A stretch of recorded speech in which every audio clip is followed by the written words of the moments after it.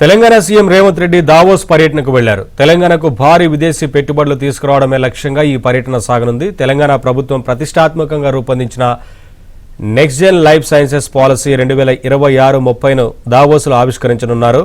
CM Revanth Reddy, మంత్రి శ్రీధర్ బాబు అంతర్జాతీయ పారిశ్రామిక దిగ్గజాల సమక్షంలో ఈ కొత్త విధానాన్ని ప్రకటించనున్నారు. లైఫ్ సైన్సెస్ రంగంలో తెలంగాణను గ్లోబల్ హబ్గా మార్చడమే ఈ పాలసీ ప్రధాన లక్ష్యం. 2030 నాటికి ప్రపంచంలోని టాప్ 3 లైఫ్ సైన్సెస్ క్లస్టర్లలో ఒకటిగా తెలంగాణను నిలబెట్టాలన్న లక్ష్యంతో ప్రభుత్వం ఈ విధానాన్ని రూపొందించింది.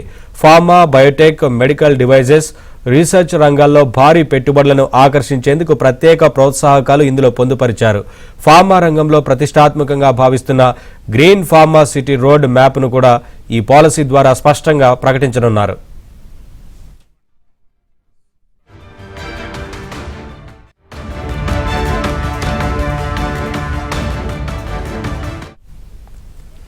జనవరి 23 వరకు దావోస్లో సీఎం రేవంత్ రెడ్డి నేతృత్వంలోని ప్రతినిధి బృందం పర్యటించనుంది.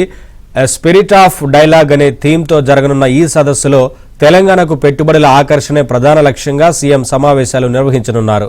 అంతర్జాతీయ పారిశ్రామికవేత్తలు, మల్టీనేషనల్ కంపెనీల అధినేతలు, గ్లోబల్ ఫైనాన్స్ సంస్థల ప్రతినిధులతో భేటీలు జరగనున్నాయి. ఆర్టిఫిషియల్ ఇంటెలిజెన్స్, సెమీ కండక్టర్లు, life sciences, green energy, aerospace, IT, data సెంటర్లు, లాజిస్టిక్స్ వంటి కీలక రంగాల్లో పెట్టుబడులు సాధించడంపై ప్రభుత్వం ప్రత్యేక దృష్టి పెట్టింది. తెలంగాణలో పరిశ్రమలకు అనుకూల వాతావరణం, మౌలిక సదుపాయాలు, నూతన విధానాలను సీఎం రేవంత్ రెడ్డి అంతర్జాతీయ వేదికపై వివరించనున్నారు.